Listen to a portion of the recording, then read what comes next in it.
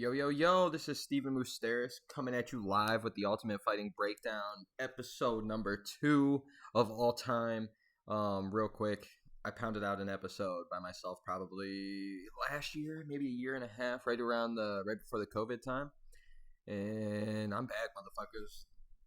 Just breaking down the world of MMA. And ideally, I'm not going to lie to you guys, I usually stick around the UFC promotion. I fuck with Bellator a lot. I like the PFL. I like One Championship. I like them all. I just love watching fighting. But I consider myself nowhere close to like a Stephen A of the NBA or nothing like that. But like I definitely feel like I know what I'm talking about when it comes to MMA. Train in kickboxing a little bit. Do some shit. I've been a diehard fan for like 12 years.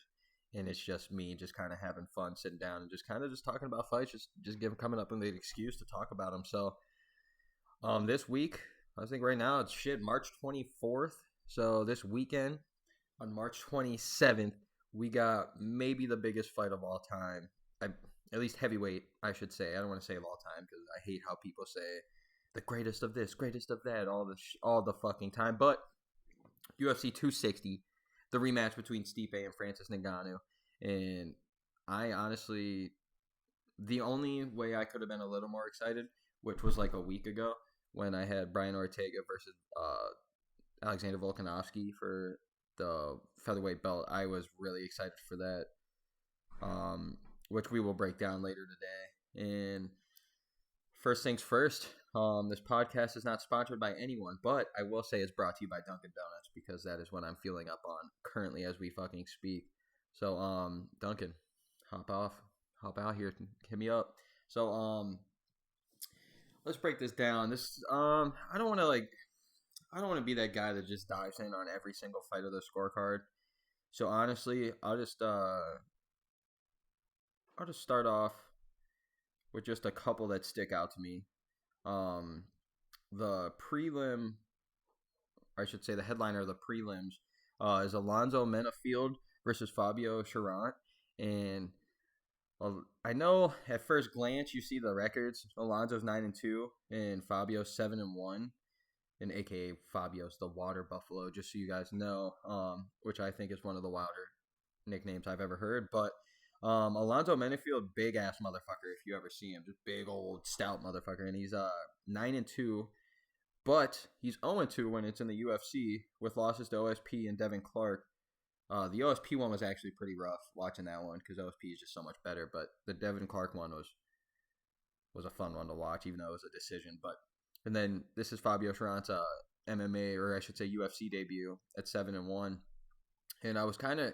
At first glance, I was kind of shocked that this wouldn't be the first fight on the main card, but I know recently the UFC has been really focused on getting those prelim views and whatnot, so I definitely think there's going to be some fireworks there. I know it's not, I know there's nothing impressive shown yet in the UFC from Alonso Menofield other than his physique. The dude's a fucking brick, so I definitely would like to say that we're going to see a knockout, but at the end of the day, every time that I think there's a fucking knockout, we watch a 15-minute snooze fest. So, I don't know. It could be something to watch. But like I said, Alonso Menofield started off 9-0 in his MMA career, and he's 0-2 in the UFC. So, I know they're high on him just because he's got really good stand-up, and I think he's got potential of knocking some motherfuckers out, but he does gas himself pretty easy. And I think this Fabio Charon guy, I know his record looks good, but I wouldn't be shocked if this was one of those ones that just trying to get Alonso Menofield's record established in the UFC. And then I'm not gonna lie to you, I think we have a couple. I wouldn't say snooze fest because they're probably like, let's be real. My favorite thing about MMA in the world of MMA, I should say, or at least these UFC fight cards as well, is the ones that are a little more unknown name wise are the ones that are gonna be usually the bangers. From what I usually find out, like you're usually going to get your finishes there, your quick fights there, or if it is a fucking 5 or a 3-round war, like they are classics and they're just throwing because they got nothing to lose. So the Jamie Malarkey versus Kama Worthy. Jamie Malarkey, I'm not going to lie to you, I don't think I've ever watched him fight, and if I have, I didn't pay attention very much. I know he's 12-4, but he is going up against Kama Worthy. Kama Worthy is a very exciting fighter to watch. I'm pretty sure he got slept by oh my goodness, blank. Let me look this up real quick. His last fight, I think he got a slept off of a kick. It was bad, but the dude's got really good stand up.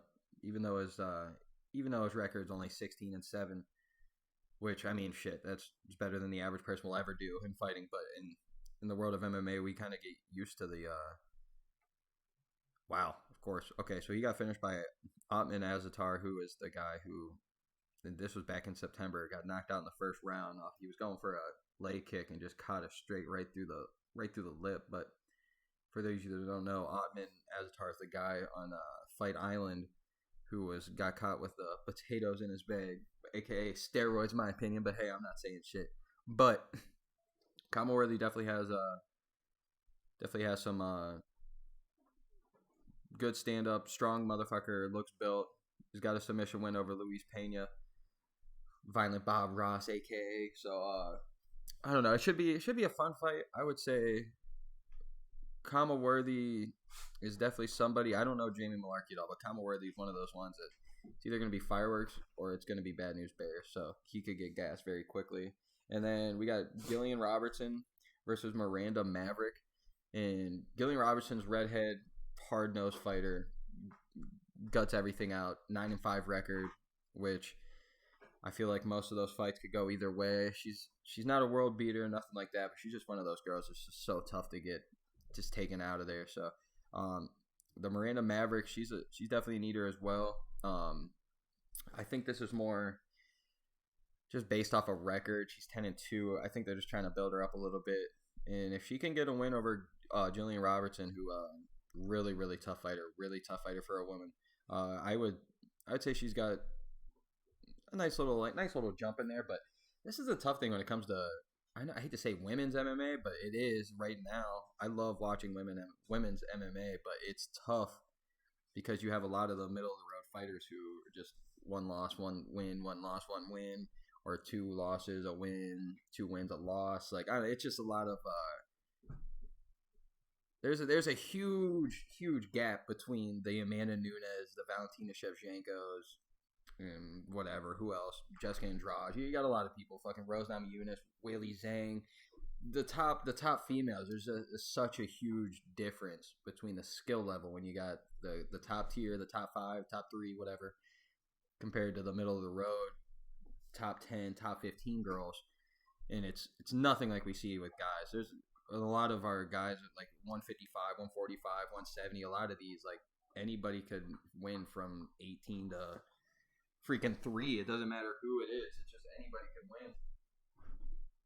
And I think as well, it should be a nice little women's fight to watch. So I don't know who we're gonna see win, but if I had to put money on it, it seems like the UFC is trying to just get Miranda Maverick to kind of boost up her record and hopefully just get some new names in the women MMA circle. Because Jesus, other than maybe 2, like Gabby Garcia, I think is one big girl who will never make weight in the UFC.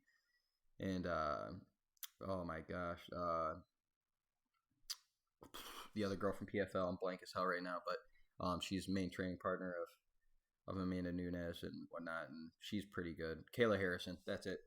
Kayla Harrison, yeah, she's gonna be an eater, but you never know. She might never even come to the UFC. So, which brings us into the top 3 fights, which I'm pretty excited for. It should be 4 fights that we're pretty excited for, but like I said, sadly, the Volkanovsky versus Ortega 145 belt fight or championship fight was called off due to Alexander Volkanovsky with some, I'm guessing, a false positive on a COVID test, but they're taking that stuff pretty seriously, so we're shutting everything down. So it brings it into the third highlighted fight for the card. We got the 12-1 SUGA Sean O'Malley on his return from his first MMA professional career loss against Chito Vera, against Thomas Almeida, who is 22-4. Who, honestly, if you guys keep up with the UFC or MMA, I guess I should say anything, like I have, Thomas Almeida has always been that fighter who's gonna bring it every single time. I think he started off like 8-0 or 7-0 in UFC, and then he ran into Cody Garbrandt's right hand, and then kind of just went on a little like a 1 win, 1 loss, whatever, just losing to the top guys. But he's right there, man. He's 1 win. I'd say I wouldn't say a win away from Sugar Sean, away from that top 3, whatever, top 4 guys, but he's definitely somebody who, in any given night, could probably knock out a champion. But still, like I said, it's such a tight division that it's like at 135, Jesus Christ, there's so many people. From 1 to 18 people, these guys could finish each other. It's ridiculous. So the skill level is all right there, and it's almost whoever's night it is. I know a lot of people are kind of jumping off the SUGA Show, as we like to call it, because not only did he lose to Chito Vera, which MMA recent bias, like, you lose, nobody cares about you, I get that, but it's almost more of the out of ring or out of octagon drama that he's going through right now, with on his podcast talking about, doing heroin, doing all these different drugs because he's not a pussy, quote unquote, and just just like kind of just unleashing his his thoughts on fighters and shit. And it's just, I don't know, I'm definitely still on the SUGA Show. There has been 2 fights now. Sorry about the ambulance going by. Live in a little city, but there has been two times now with Sugar Sean, which I know a lot of people have already looked into. But there's been 2 times now with the leg kicks that have been huge problems. Clearly, I don't know. I think like all these MMA fighters, all these professional guys, I think they're so good and they got good teams around them. And as long as they're listening, I think these guys could go right back into the gym and learn something within a couple weeks after they heal, and hopefully can put that into play, because you see these guys all the time take, like, after 2 years they were known as a striker, and all of a sudden they're just submitting everybody. It's like the game's moving so fast and evolving so fast. I definitely could see Sugar Sean finally getting back on the, I shouldn't say finally because he's only lost 1 fucking fight, but I could see him getting back on the win track, and let's be real here, I think a win over Thomas Almeida for Sugar Sean is way bigger than Chito Vera win. Even though Chito Vera looked really good against Jose Aldo, he still took the L, and I think I don't know. I think Thomas Almeida, this is a huge fight for him as well, because he's right there. He's just at that hump. I think a big win over Sugar Sean, or at least somebody of his level of fan wise and everything, and just notoriety. I think that Thomas could really put himself into I wouldn't say a number 1 contenders fight, but maybe a number 2, number 3 contender fight right after this, as well as Sugar Sean, because I don't want to say Thomas Almeida is the gatekeeper yet. I think if he loses to Sugar Sean, I think he might go into that gatekeeper for the 135 route, like kind of like an RDA, or even like a Neil Magny type shit, or Derek Brunson, like we just saw last weekend. Just for the 135ers, just kind of, hey, you can beat this guy, you're that next step.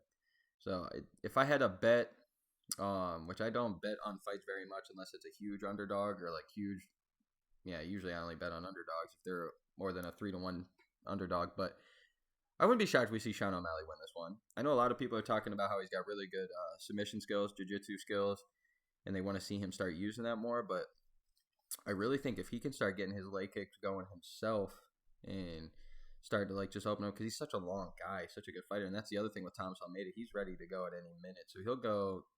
I know his ground game isn't as good as probably as Sugar Sean's, but the man's no fucking slouch on the ground. That dude can go down with anyone, and so I want to see Sugar Sean win. I think the UFC wants to see Sugar Sean win. I think that's the only reason we're seeing a Thomas Almeida fight right now between Sugar Sean and him, because after that last loss, I kind of wanted to see it go back to Chito Vera versus Sean O'Malley fight again, but I like where they're going with it. Sugar Sean just took his own little whatever, took his time.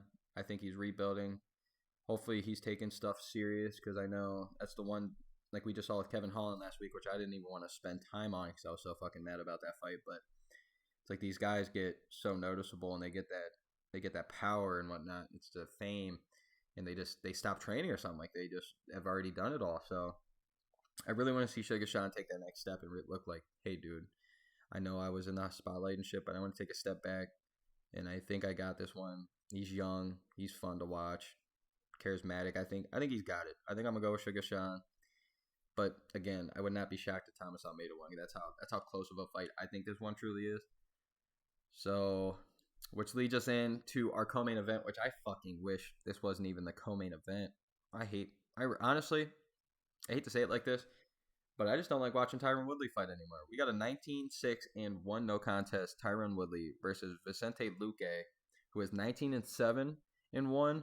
And I know 19-7, 19-6 don't sound that like prestigious when it comes to the MMA records. Like we got the Habib's 29-0, we got the John Jones, the 22-1 or whatever the hell he is, even though it's not even a loss, just a disqualification. We got some really good numbers out. Like Kamaru Usman undefeated.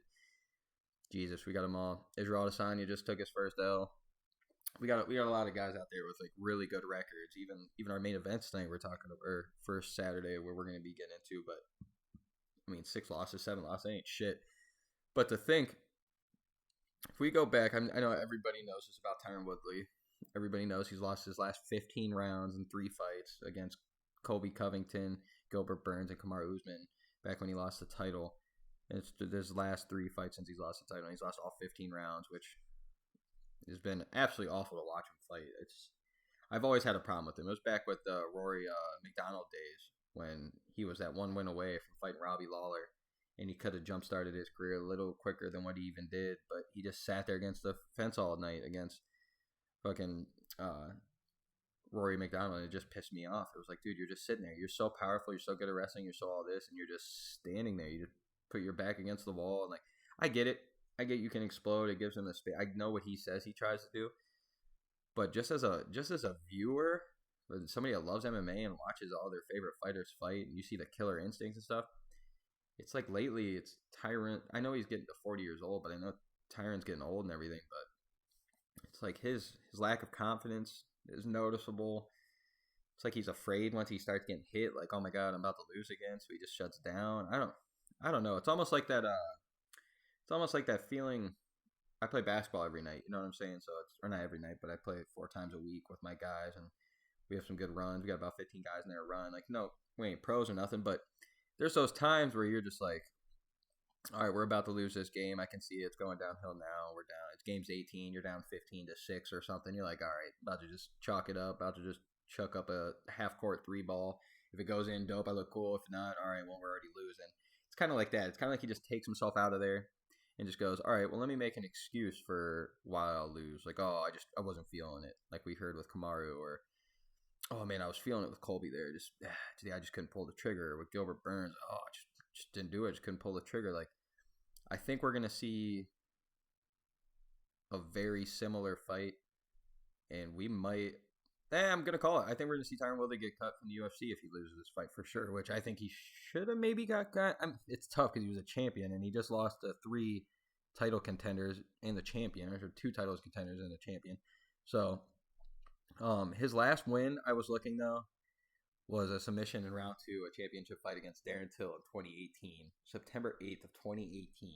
And I think that's almost 3 years ago. Kind of blows my fucking mind. But that was easily, honestly, even that fight in general was one of the better Tyron Woodley fights I've ever seen. Clearly, you can't take anything away from him against Robbie Lawler, but with that clean knockout in the first round, that was beautiful. But I think the Darren Till fight for him was probably his best performance to this date, and that was one of his later performances. He's almost 40 now, so Jesus Christ, 36 years old, 35 then, and that's still pretty freaking old, especially the 170, the 185s, the 155s. Like, if you're a heavyweight, we see you kind of stay older and look good, but the smaller guys definitely don't stay that consistent. So, I mean, if you really look at his career, it's amazing. He's had a really good career. He's only lost 6 fights, which he's lost his last 3 that were just dominant decisions. We seen him get knocked out by Nate Marquardt, seen him lose to Rory, and then other than that, it's like, man's had a phenomenal career, but it's just tough to watch these great fighters just like kind of like, it's not their fault. I get where they're coming from. Like, hey, I've already done everything, and my past is done with, so I'm good. Like, I got everything locked up.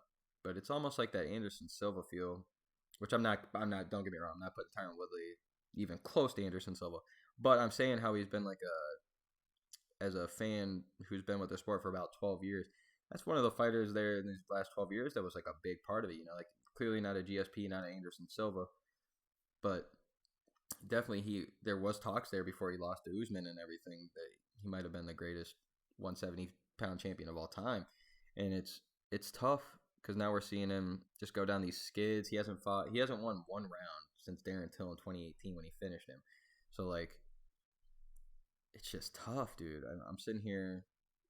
You don't want to say that like you're ruining your career, you're ruining your legacy, but like, low key, dude, you lose another one, bro. You're 4 straight losses, and even if you lose to Vicente Luque, there's nothing wrong with the loss to Vicente Luque. This motherfucker has won 7 of his last 8, or if you look at it the other way, 10 of his last 12, which is absolutely ridiculous. His last loss was against Wonderboy Thompson, November 2nd of 2019, and then before that, his other loss was March 18th of 2017 to fucking Leon Edwards. So the dude has fought the who's who so far, like everyone.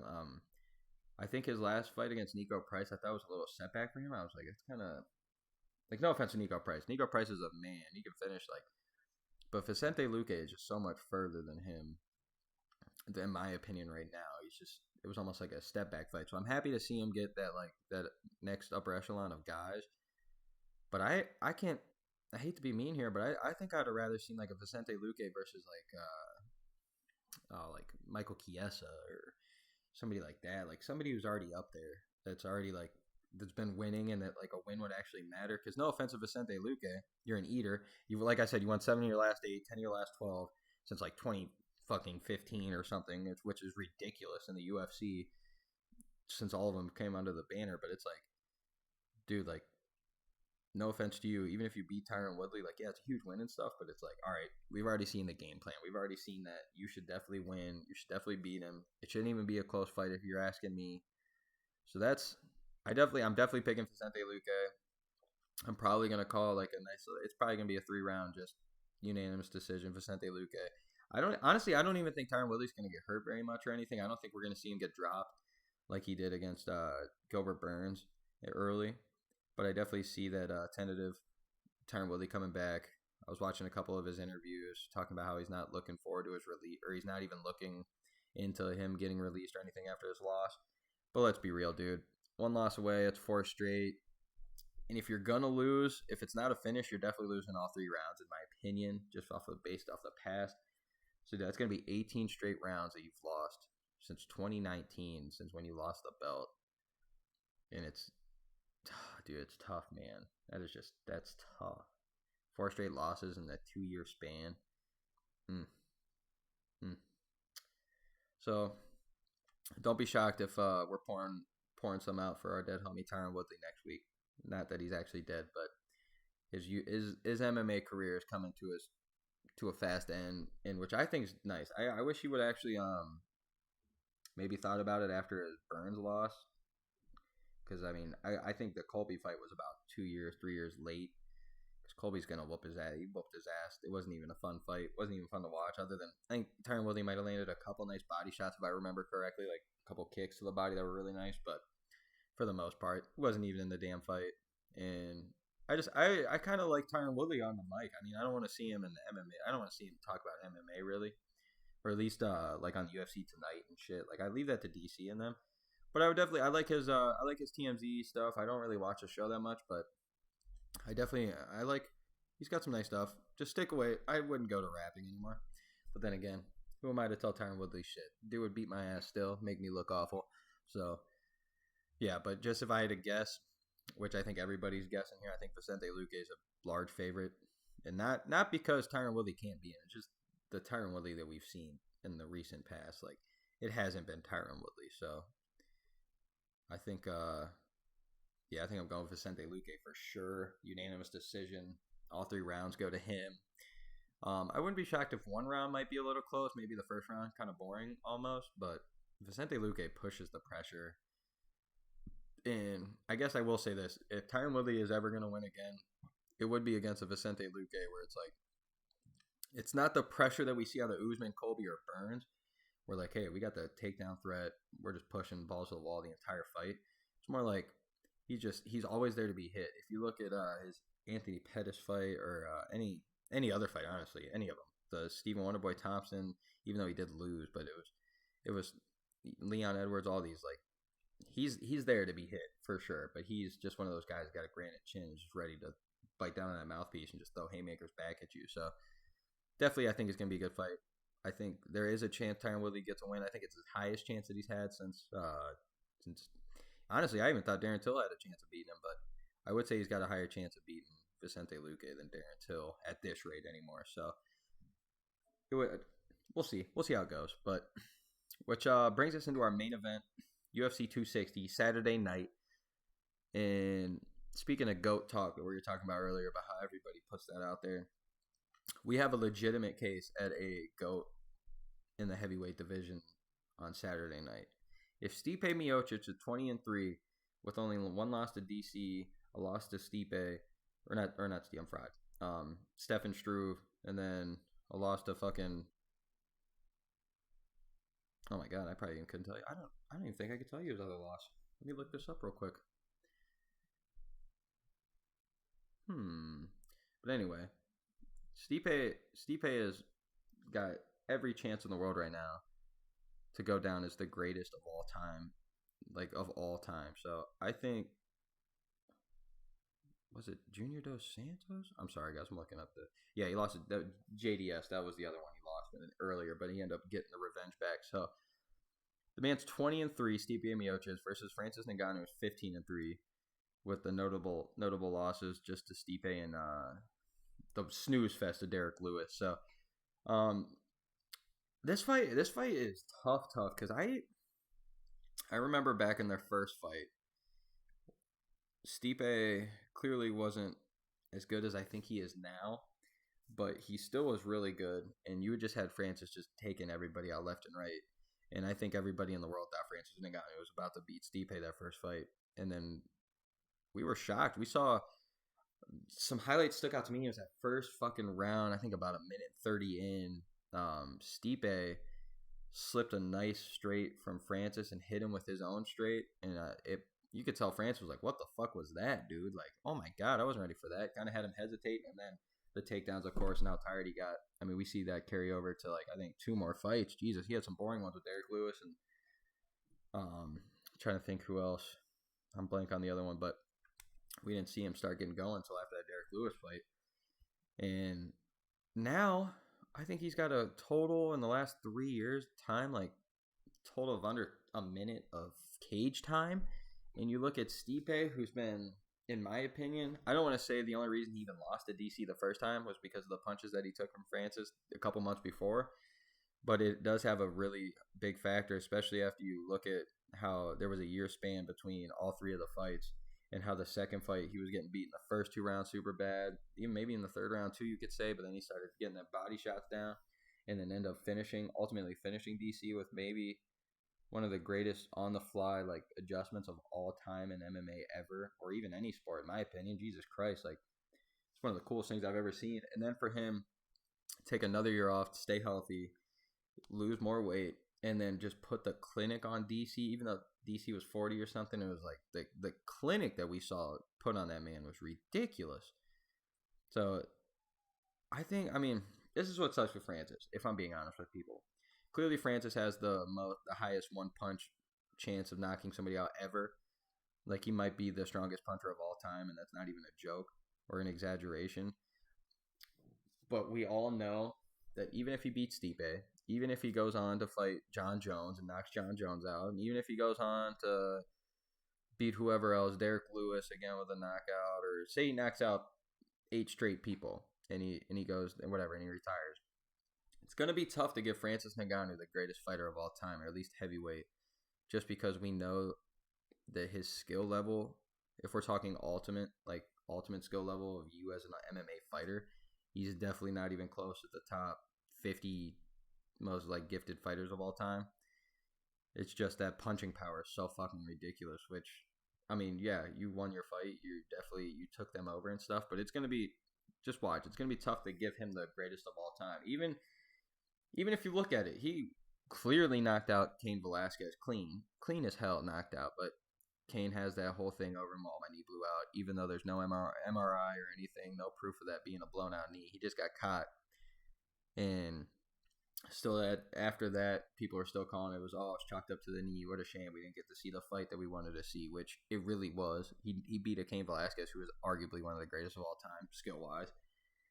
Yeah, you lost to Stipe really bad in don't get me wrong, I shouldn't say really bad because you got some punches in, you did your thing, but for the most part, Stipe put on a clinic that night, showed what an ultimate fighter really is, and I just think it's tough now. I think Francis has that in the back of his head where it's like you're not gonna run at him like a Jairzinho Rosen strike or whatever, like you just did, and took his head off within 5 seconds, because Stipe is better than that. And Stipe's been losing weight, trimming down, so he's about to be ready to wrestle all night. So this is a toss-up, man. If you're asking me, because I'm the biggest John Jones fan that's ever been. I'll never forget his first fight in the UFC. I've never missed a fight. I've never anything. Literally, I skipped my junior year fucking homecoming with my girlfriend, made her stay at home with me to watch Rampage Jackson versus John Jones. Trust me, I'm picking fighting over a lot of things. And as a John Jones guy, to see him go down as a great, which is the biggest reason I don't like DC anymore, is because he went down to challenge John Jones. But I want to see Stipe beat Francis, have that ultimate, I'm the greatest heavyweight that's ever been. I know I didn't get to fight Cain, but I knocked out Junior Dos Santos, fucking Fabricio Werdum, beat Francis, beat DC 2 out of the 3 times, who all of those guys right there are considered great, seriously greats. Other than Cain, he didn't get a chance to fight. But let's be real, that would have been a really good fucking fight. And clearly Fedor, he didn't get a fight, but I'm not gonna lie to you, I think Stipe's taking out Fedor. I know that's not a popular opinion, but I want to see the greatest heavyweight of all time versus the greatest light heavyweight of all time in the biggest fight that could possibly ever be made in the UFC, other than a Conor versus Khabib 2, just from the press box. I would say that's what make it bigger. But if we're talking skill versus skill, fighter versus fighter, we're talking the greatest fight of all fucking time. Stipe Miocic would be 21-3 with 2 wins over fucking Francis Ngannou, 2 wins over DC, and then a fucking chance to beat John Jones, who is the greatest fighter of all time. Unless you're somebody that weighs in his whole steroid accusation thing, then I can see that's the only case you got against him. But in octagon performances, the greatest fighter of all fucking time would be John Jones and Stipe Miocic, and they would literally fight for that title. And not even just the heavyweight title, but literally just the GOAT title. And there's nothing I would want more. And then if you look at it from the other end, where say Francis knocks out Stipe in the first round or second round, whatever, he's gonna have I don't want to say it's his only chance of winning, but let's be real, Francis Ngannou's only chance of winning most fights are knocking that guy out within the first 2 rounds. And say Francis does do that, which isn't, I don't think anybody's going to deny that it's easily possible or plausible, but say Francis has to fight John Jones now. Then that puts John Jones into, well, actually, before we even get to the John Jones part, say Francis knocks out Stipe in the first round. Are they going to be able to just give John Jones that next fight to Francis, even though we just saw Stipe defend the belt more than anybody that's ever defended it more? If you take the loss, his one little fluke, I wouldn't say a fluke loss, but if you take the one loss away from DC, then you literally have the most defended title ever, or heavyweight, most finishes, all this stuff. I know he didn't have the most finishes in UFC heavyweight, but at least title fucking finishes. Dude's out there with finishes, and he turns around and asks for a rematch. How are you gonna be able to turn that down? The dude is considered right now in the GOAT conversation. Top 2, top 3, it'd be between him and Fedor and maybe Cain now, because DC lost to Stipe twice, or out of the 3 times he lost twice, so it's kind of took him out of there. So you got the greatest heavyweight that you've ever had in your division or in your promotion ever, and now he's asking for another rematch because now it's a best of 3 with them. It's I don't know what they're going to do, because then Israel Adesanya just lost. So where's John Jones going to go? There's no way you can hold him back. He's not going to fight anybody else. Even if he fights a Derek Lewis, Curtis Blades, or Alex Volkov, or whoever, those fights just aren't going to do it for anyone. And I don't know. I could see Stipe make his case there, but also Stipe's been taking years off at a time after he wins. So I know that they already said John Jones is the gets the winner for sure. But okay, so let's say Stipe and Francis go through a war. Stipe takes another year off. What are we doing with John Jones now? So, and then if, like I said, if Francis wins, and they do actually grant John Jones the chance, now we're talking again. We're kind of where Stipe's at, where he's got a chance to go down as the greatest heavyweight of all time if he beats Francis again. Like, there's literally no argument there, in my opinion. If he beats Francis Ngannou, greatest heavyweight of all time, easily. Especially if he finishes him or something. Like, Jesus, come on now. But say we do get that John Jones versus Francis now, yeah, John Jones got that chance of being the greatest of all time again. Like, you're telling me you've already cleaned out your division, 205. You cleaned it out in the last 12 years. All you've been doing is just destroying people, other than his last two fights. Which, I mean, let's be real. I think the Santos fight, I think John Jones pulled it out. I will say I think he won. And then the Dominic Reyes fight, yeah, I thought Dominic Reyes won 3 of the 2. I'm not gonna lie to you, but at the end of the day, like we're talking about with like like we've just watched in the past previous couple of times, like I hate watching our champions get or like lose their title to somebody who either won a unanimous decision or not a unanimous, but like won a decision that was super close, like kind of like a Cejudo versus Demetrius Johnson, kind of rings the bell, or like what we just seen with Aljamain Sterling and Peter Yan, where Peter Yan's beating his ass the entire time, but then he did something stupid with an illegal knee, illegal blow, and it goes over to him now, and he wins, and we got Aljamain Sterling as the champion. Like, I hate seeing those wins like that. So I don't know. I just don't want to see. I just don't think it's possible you can lose your belt like that. So I mean, even if he might have lost that fight, he didn't get finished, he didn't get beat. So it's like technically he's still the GOAT. And if you're asking me as an MMA fan, I'm shooting all the way in John Jones, Stipe. Let's go for it.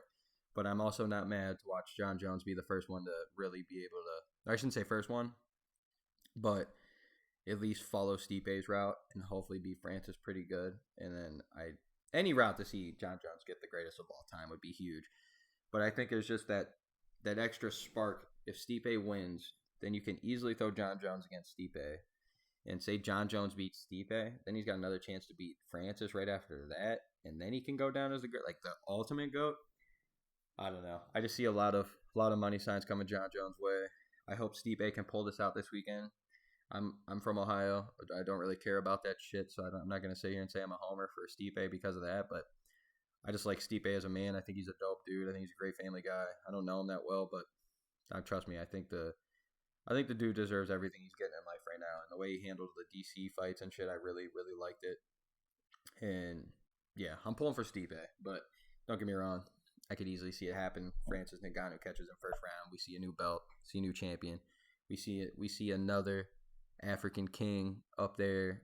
Kamaru Usman, him and Israel Adesanya. I could see it. But I also don't be shocked to throw some money down on Stipe Miocic finishing Francis Ngannou. Watch. I think that's gonna be the one outcome that we wouldn't see coming is up there with like a Francis submission or something, or like a late finish of Stipe. But I think I see that Stipe finishing Francis Ngannou with a knockout. Come on now. That would be probably the craziest thing of all time. So I definitely, those are one of those fights though too. I don't mind. Don't get me wrong. I love wrestling. I love all about it. I love everything about MMA. I love every aspect. I love the ground game, even though a lot of people think it's boring. But like, I really wouldn't even be mad watching Stipe do what he did against Francis the first time. Just take him down, kind of hold him there. Like, it's almost impressive to see that happen against a Francis, where it's like, dude, this dude can knock you out so fucking crazy. Let's see what you can really do to get away from that. So, but yeah, that wraps up 260, UFC 260. If I had to give you guys my ultimate breakdown real quick of who's winning, I think I'm going to go with Alonso Menofield finally getting his first win. I don't give a fuck about Jamie Malarkey or Colin Worthy. Picking Miranda Maverick over Gillian Robertson. I'm going Sean O'Malley. I think I'm going to go second round TKO against Thomas Almeida. Thomas doesn't like getting hit for real, so I think we're going with Sean O'Malley, second round TKO. I think Vicente Luque, I don't want to say easily, but I think a 3-round unanimous decision goes to him. All three, probably 30-27, maybe 130 or maybe 129-28. So I said the first round might be boring. And then I think I'm gonna go with Stipe.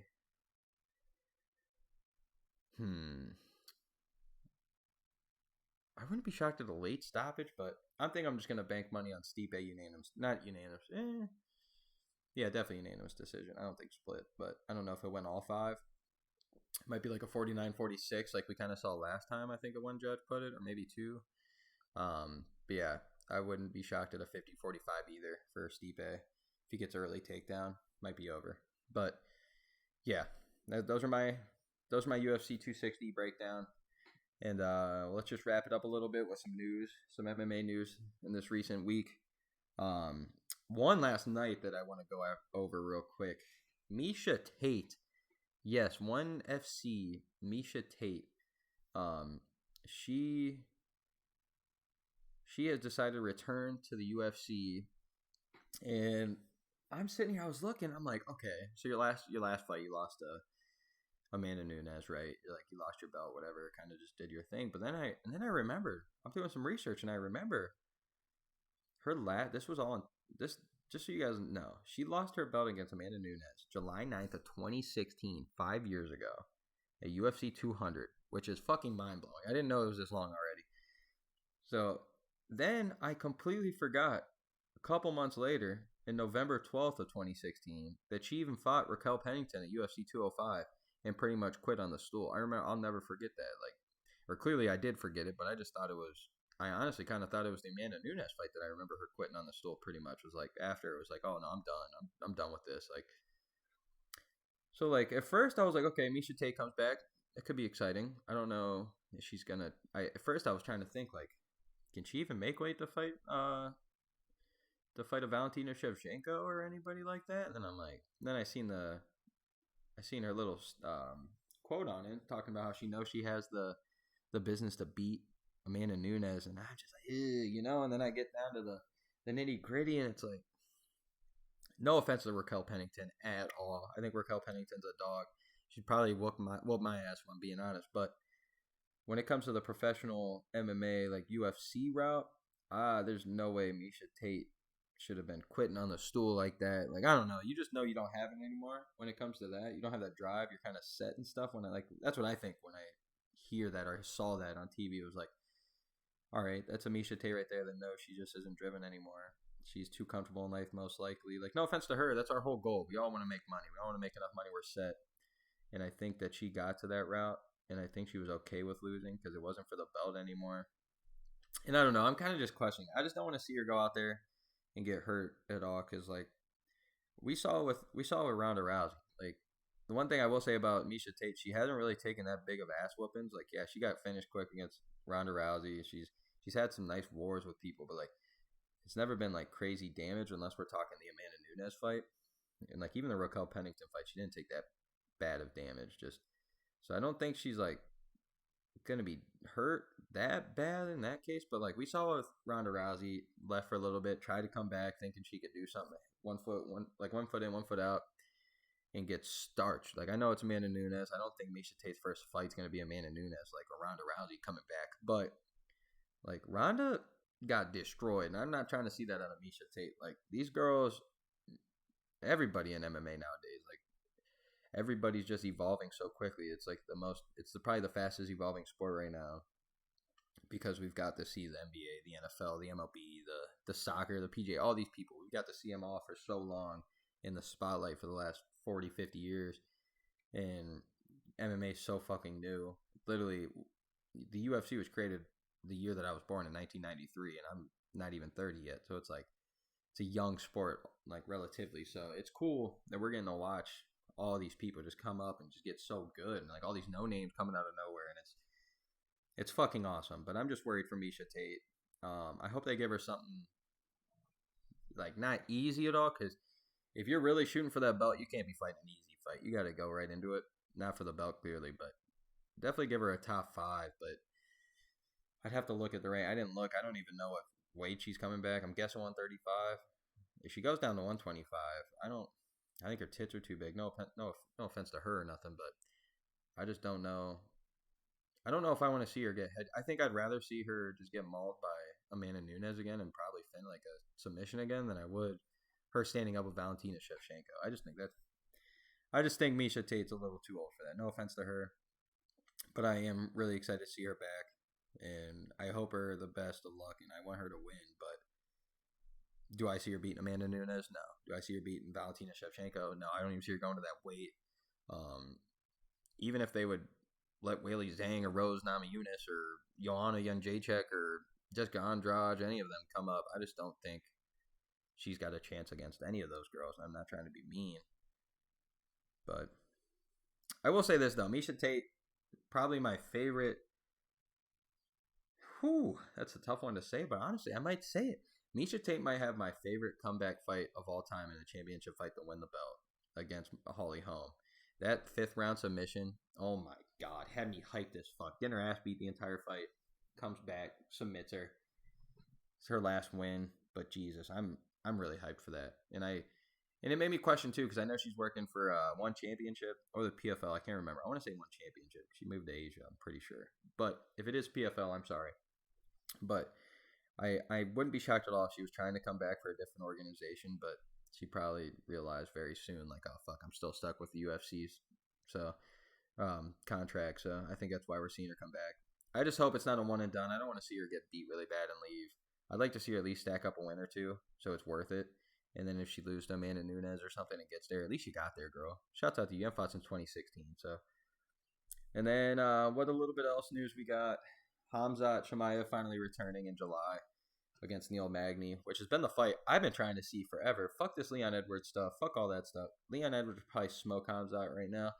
I want to see the rat lip himself. I want to see him fight a Neil Magny. I want to see him fight a Michael Chiesa. I want to see him fight these guys coming up, because those guys are fucking eaters, dude. Like, I think we've learned our lessons so many times, like we just did with Big Mouth Kevin Holland. I was going to talk about it, but it was so disappointing and so dumb. I didn't even want to speak about it today, but it's like I'm so sick of watching these young guys, prospects and shit, get thrown up into the Lions' den just because they have a couple wins. Like, Gerald Meerschaert, dog, I'm sorry, but, like, I feel like low-key, maybe not on the ground, you're probably going to beat me and you outweigh me, but, like, I feel like I can knock that motherfucker out. Not to be mean.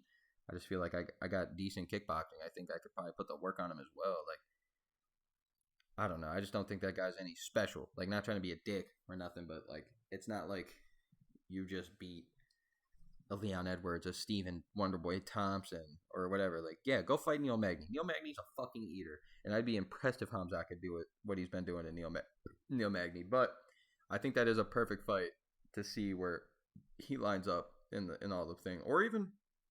Wouldn't you be mad at a Bilal Muhammad versus Khamzat Chimaev? I don't want to see Bilal Muhammad versus Leon Edwards. I think I'm one of the only people out there that don't want to see that, just because I think Leon Edwards is that good. I want to see him fight Stephen Wonderboy Thompson. Winner of that gets Kamaru or Jorge Masvidal, whoever wins that one. That's what I want to see. But I am excited to see Khamzat return, and he is talking some shit about how his lungs are back from this whole COVID shit, and he's about to be wrestling with some fucking alligators or something, or crocodiles. I can't remember which one, but still, dude's fucking crazy.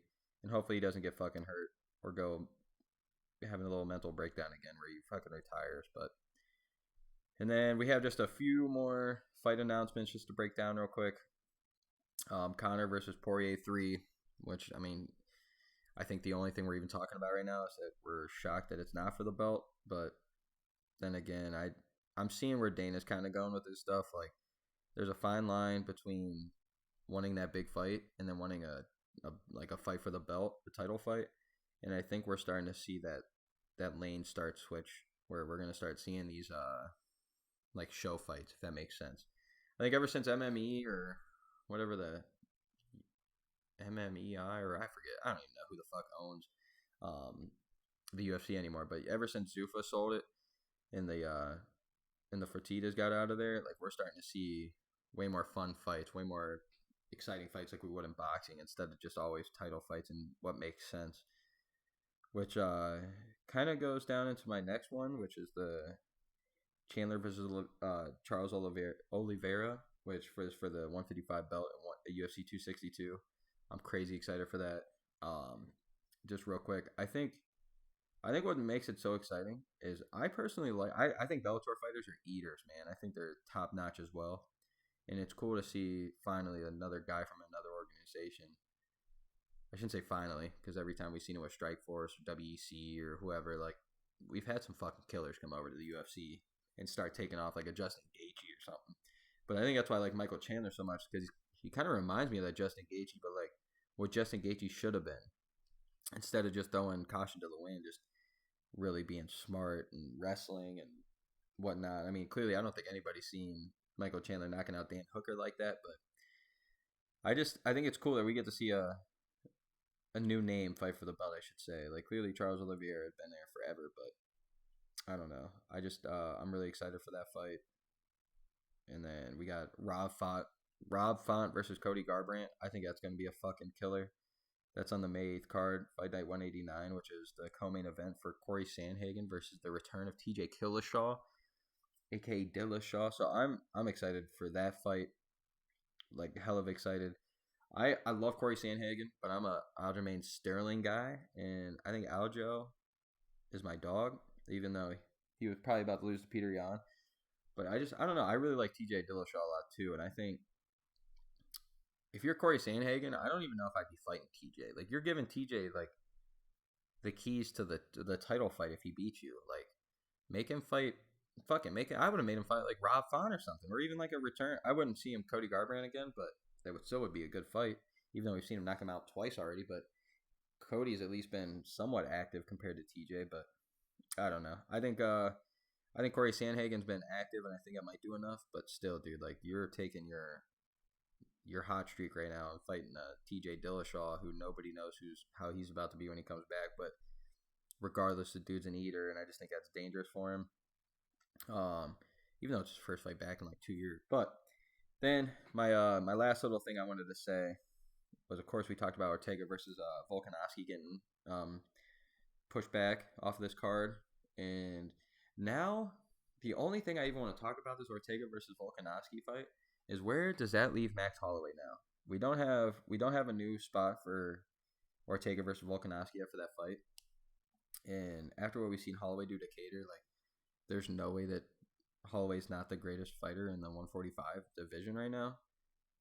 But I know Volkanovski's a champion, but I mean we all know, or I shouldn't say we all, but Holloway definitely won that second fight. I thought he even won the first fight. Like I said earlier, I hate watching these championship fights getting taken away from close ass decisions. Like, sorry, you should finish the champion if you want it. That's just my opinion. But now, yeah, leaves what is next for Holloway?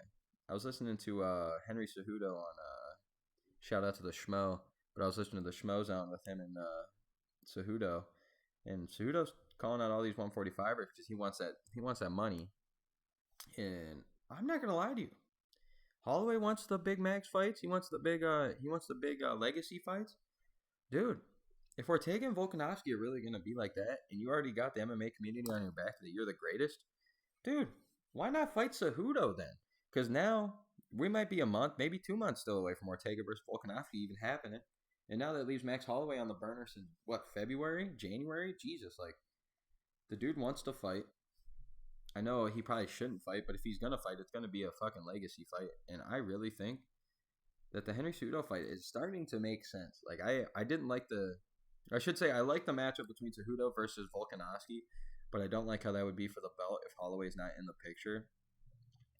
Even though, like, he decided not to go against Volkanovski and decided to go against Calvin Kattar because they wanted Brian Ortega to get in there.